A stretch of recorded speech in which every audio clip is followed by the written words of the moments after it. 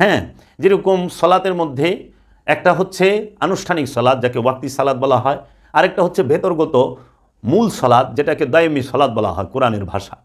আবার সিয়াম যেরকম একটি আছে রোজা, যাহাকে বলি আমরা, এই রোজা একটি হলো আনুষ্ঠানিক রোজা, যে পান এবং আহার থেকে দিনভর বিরত থাকা। পান আহার থেকে বিরত থাকা হচ্ছে আনুষ্ঠানিক রোজা। আর যাবতীয় কামাচার এবং পাপাচার, যত পাপ কর্ম এবং যত কামের কর্ম, আকাঙ্ক্ষার কর্ম, এগুলো থেকে বিরত থাকার নাম হচ্ছে হাকিকি রোজা, হাকিকি সিয়াম।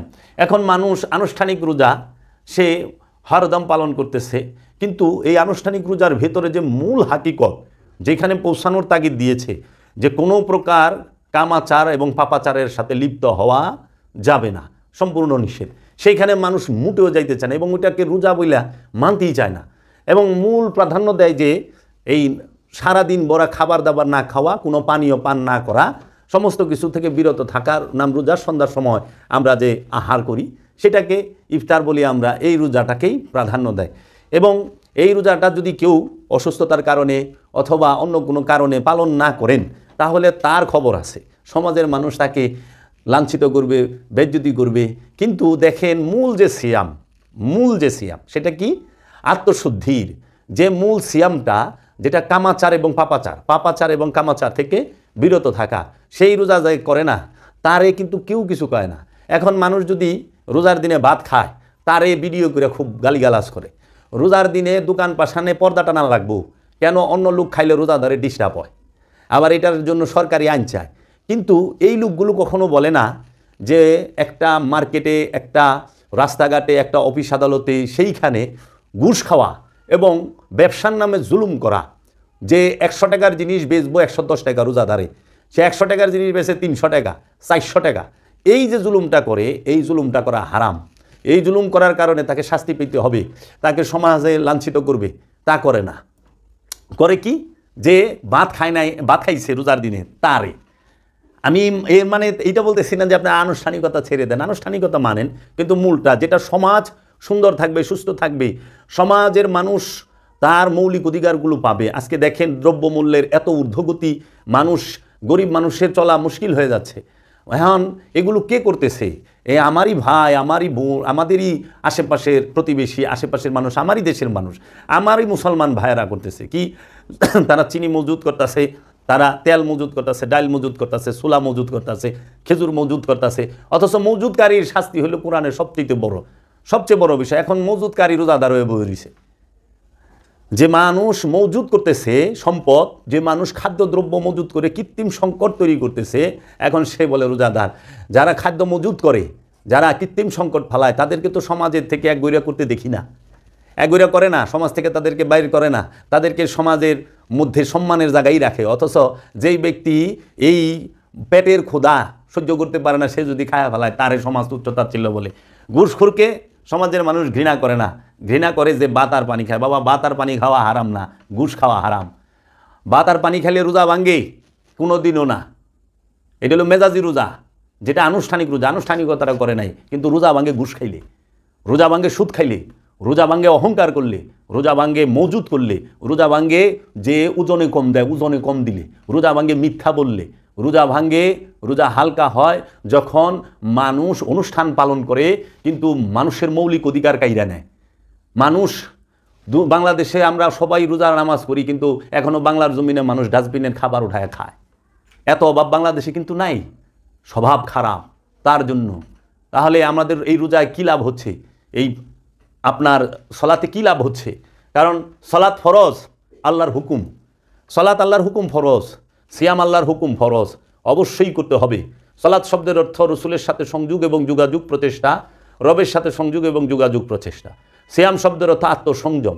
যারা আত্মসংযম করে তাদের সাথেই রসুলের সাথে সংযোগ এবং যোগাযোগ হয়, রবের সাথে সংযোগ এবং যোগাযোগ হয়। আর এই সলাত এবং সিয়াম পালন করলে এইটার একটা ফিডব্যাক আছে, মানে এইটার পরিবর্তে সলাতেরও একটা আছে, কর্ম আছে, এবং আপনি যে সলাত কায়েম করছেন সেটার একটা রেজাল্ট আছে। এখন দেখেন আমরা যারা সলাত করি, এবাদত আমরা করলাম, নামাজ পড়লাম, আমার কর্মটা তো আমি কমপ্লিট করলাম, কিংবা আমার যে দায়িত্ব, আমার প্রতি যে আদেশ, সেটা আমি পূরণ করলাম। কিন্তু সলাতের একটা ওয়াদা আছে, সালাতির প্রতি। আল্লাহ বলছে কোরআনে, ইন্না সলাতা তানহা আনিল ফাহশাই ওয়াল মুনকার, নিঃসন্দেহে এই সলাত যাবতীয় ফাহেসা থেকে, পাপ কর্ম থেকে তোমাকে বিরত রাখবেই।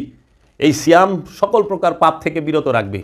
তা আমরা যারা আনুষ্ঠানিকতা করতেছি, আনুষ্ঠানিক সলাৎ করতেছি, দায়মি সলাৎ করতেছি, আমাদের যে দায়িত্বটা, আমাদের যে কর্মটা, আমাদের যে অনুশীলনটা, সেটা তো আমরা করতেছি, কিন্তু এর যে বিপরীতে একটা রেজাল্ট, ফিডব্যাক আসবে সলাতের থেকে, যে সলাত আমাকে পাপ থেকে সরায় দিবে, সেটা কিন্তু হচ্ছে না। সেটা হচ্ছে না, কারণ বাংলাদেশে অনেক মসজিদ, অনেক মাদ্রাসা, অনেক দরগা, এবং বাংলাদেশে সবচেয়ে বেশি মানুষ নামাজ পড়ে, কিন্তু মানুষ দিন যাচ্ছে দুর্নীতিগ্রস্ত হচ্ছে, মানুষ দিন যাচ্ছে মনুষ্যত্ব হারায় ফেলতেছে, মানুষ মনুষ্যত্বকে ধরে রাখতে পারতেছে না। তাহলে আল্লাহ যে বলল, ইন্না সলাতা তানহা আনিল ফাহশাই ওয়াল মুনকার, নিঃসন্দেহে এই সলাৎ যাবতীয় পাপ থেকে বিরত রাখবে।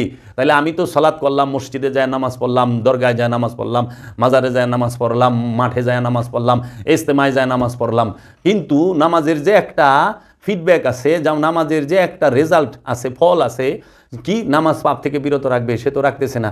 এখনও আমাদের সমাজে আমরা চাপায় দাড়ি রাইখা, মাথায় টুপি পইরা, নামাজ পইরা, ভেজাল মাল বেশি, বাসি খাবার বেশি, খাবারের মধ্যে মরণের রং দেই, মাছের মধ্যে ফরমালিন, দুধের মধ্যে ফরমালিন, খাবারের মধ্যে বিষ মিলাই আমরা একটু লাভের জন্য। আমরা নিজেরাই নিজেদেরকে হত্যা করার জন্য খাবারে বিষ মিলাই থুই, ফলের মধ্যে বিষ মিলাই, আমরা ওজনে কম দেই, আমরা ঘুষ খাই, সুদ খাই, আমরা সমাজের মধ্যেও বিভিন্ন ফেসাদ সৃষ্টি করে দিতেছি। সত্য বলে না তো? তাহলে কোরআনকে কোরআন মানি মুখে মুখে। কোরআন আমরা মনে করি কোরআনের আরবি পড়লে সওয়াব, কোরআনের আরবি পড়লে সওয়াব আছে, কিন্তু কোরআনকে নিজের জীবনে কোরআন যা বলেছে, যে আদেশগুলো দিয়েছে, সেই আদেশগুলো মানতে পারলে তখন যা হবে, কোরআন নিজের নফসের উপরে তাফসির করতে হবে, তখন যে আমরা রেজাল্ট পাবো। এই জন্য আমরা নামাজ পড়ি, কিন্তু নামাজ আমাদের কর্ম আমরা করি, কিন্তু নামাজের যে রেজাল্ট সেটা কিন্তু আমাদের পাচ্ছে না। নামাজ আমাদেরকে পাপ থেকে বিরত রাখতেছে না। আপনি যা দেখেন, 5 ওয়াক্ত নামাজ পড়ে, সব করে, কিন্তু দুর্নীতিগ্রস্ত, এমন কোনো জিনিস অপকর্ম নাই করতেছে না, সম্পদ জমা করতেছে। এখন তো এমন হয়েছে, এলাকার সবচেয়ে বড় সম্পদ জমাকারী, মানে সয় সম্পদ জমা করছে, যে জায়গা জমি জমা করছে, সে হয় মসজিদের সভাপতি, সে হয় মসজিদের সেক্রেটারি। অথচ কোরআন বলছে সম্পদ জমাকারীর জানাজায় যাইবা না। সম্পদ জমাকারীকে আল্লাহ রাসূল বলছে হাদিসে, যে সম্পদ জমাকারীর জানাজায় যাইবা না, সম্পদ জমাকারীকে সালাম দিবা না, সম্পদ জমাকারী জাহান্নামী, তাকে হুতামা জাহান্নামে ফালাই দেওয়া হবে। যে এতিমের হক মাইরা খাইছে, তার সে দিন থেকেই বাদ। অথচ এতিমের হক মাইরা যে খাইছে, আত্মীয় স্বজনের হক যে মাইরা খাইছে, এবং যে সম্পদ জমায় পাহাড় করে ফেলাইছে, হ্যারে আমরা বানায় দিছি কি মসজিদের সভাপতি। এবং সবচেয়ে বড় আশ্চর্যের বিষয় হলো, এই সম্পদ জমাকারী আবার নিজে একটা মসজিদ বানায়, সম্পদ জমাকারী মসজিদ বানায়, এ মনে করে মসজিদে হেরে পার করে দিব। কখনোই না। যদি কেউ আত্মীয় স্বজনের অথবা কাহারও হক মাইরা থাকে বিন্দু পরিমাণ, যে পর্যন্ত ওই হক ফেরত না দিবে, জীবনও জান্নাতে যাবে না। তাহলে সিয়াম কি? সিয়াম কাকে বলে? আমরা সিয়াম সম্পর্কে আমাদের একটু ধারণার প্রয়োজন। সপ্ত ইন্দ্রিয় দ্বার দিয়া যাহা কিছু মস্তিষ্কের দিকে আসে, তাহার প্রত্যেকটি বিষয় এক এক করিয়া হিসাব মতো বর্জন করিবার পদ্ধতির নাম সিয়াম। আমাদের সপ্ত ইন্দ্রিয় দ্বারা, সপ্ত ইন্দ্রিয় কি? এই চোখ, কান, নাক, মুখ, 1 2, মানে মুখ, নাক, নাকের 2 ছিদ্র, মুখ, এলো 3, 2 চোখ, 3 4 5, 2 কান, 6 7। এই মুখ, নাক, চোখ, কান, ইহা ধারা বাহির থেকে, এই সপ্ত ইন্দ্রিয় দ্বার পথ, মানে এই রাস্তাটা দিয়ে বাইরের থেকে যে বিষয়গুলো আমাদের মনে এবং মস্তিষ্কে, স্মৃতিতে জমা হয়, সেগুলোকে এক এক করিয়া হিসাব মতো বর্জন করা, প্রত্যাখ্যান করা, ডিলিট করা, বের করে দেওয়ার পদ্ধতির নাম হইল সিয়াম। এই সিয়াম যদি পালন করতে পারেন, তাহলে আমরা সব দিকে মানুষ হইতে পারবো। এখন আমাদের দেশে আলেম উলামা কমতি নাই, আমাদের দেশে নেতার কোনো কমতি নাই, আমাদের দেশে সভাপতি সেক্রেটারির কোনো কমতি নাই, আমাদের দেশে শিক্ষিতের কোনো কমতি নাই, আমাদের দেশে জ্ঞানীগুণীর ভাষণ দেনওয়ালারও কমতি নাই। আমাদের দেশে একটা জিনিসের কমতি আছে, সেটা হলো আমাদের দেশে শোনার মানুষ নাই। আমাদের দেশে মনুষ্যত্ব জাগ্রত মানুষগুলো সংখ্যা খুবই কম। মানুষ, শোনার মানুষ আছে, কিন্তু সংখ্যা খুবই কম।